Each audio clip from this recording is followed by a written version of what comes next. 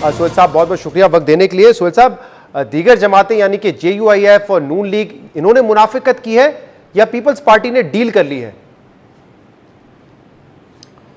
मेरा तो ख्याल है कि तीनों जो सियासी जमातें हैं, तीनों ही इसमें मुर्दे इल्ज़ाम ठहराई जाएंगी। अगर आप तीनों के मौक़िफ़ को देखें तो तीनों का मौक़िफ़ मुझे गलत लगता है। पहली तो बात यह है कि बिलावल का ये मौक़िफ़ कि वो हर तरह का काम करने के लिए तैयार थे, और जो PDM की बाकी जमातें हैं वो लॉन्ग मार्च से भागी हैं और वो नो कॉन्फिडेंस से भागी हैं। बात यह है कि इसमें बिलावल भुट्टो का और पीपल्स पार्टी का भी फ़र्क है।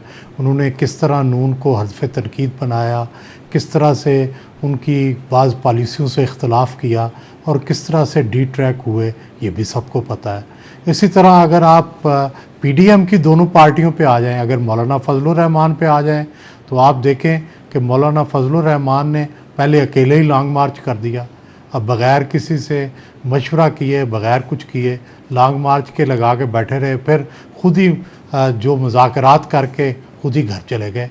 और फिर जब लॉन्ग मार्च की बात की दोबारा दूसरी दफ़ा, तो 7 इस्तीफ़ों की शर्त रख दी, जो कि बिल्कुल गलत थी।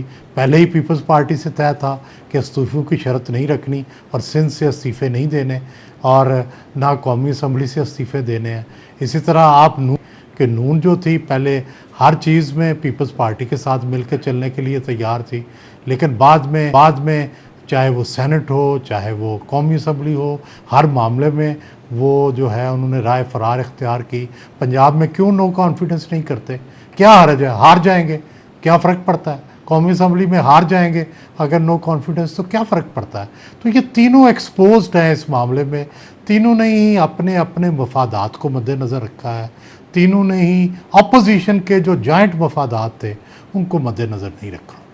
मौलाना फजल रहमान साहब ने साफ़ी साहब के साथ इस इंटरव्यू में ये भी कहा है कि अगर किसी किस्म की तब्दीली की जाती, क्योंकि हमें भी वो डील की ऑफर हुई थी, तो वो तब्दीली नहीं होती, वो फिर इस्टेब्लिशमेंट की गई तब्दीली होती।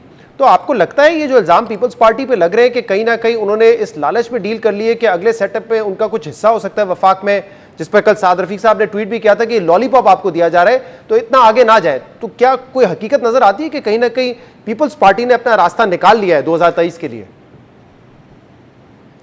देखिए, जो मौलाना फजलुर रहमान की स्टेटमेंट है या इंटरव्यू है, उसमें इब्हाम है कि अगर जो तब्दीली आती वो इस्टेब्लिशमेंट की मर्ज़ी से आती, तो गोया पहले जो तब्दीलियाँ आई हैं कोई इस्टेब्लिशमेंट की मर्ज़ी के ख़िलाफ़ आई हैं। पहले भी जितनी तब्दीलियाँ आई हैं, ये देखें, एक पाकिस्तान की सियासत एक मलहूबा है।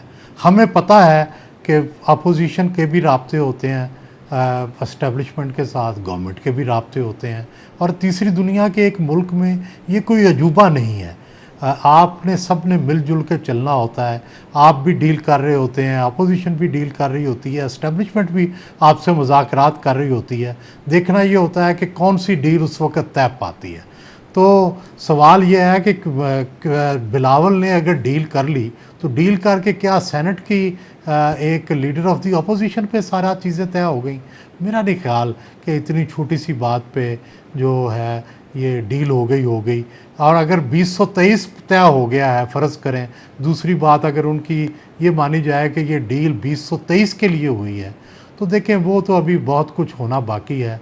मेरा नहीं ख्याल कि वो भी कोई ऐसी डील हुई है, ना पीपल्स पार्टी का कोई ऐसा उभार नज़र आ रहा है कि वो 2023 में पंजाब में इलेक्शन जीत जाएगी।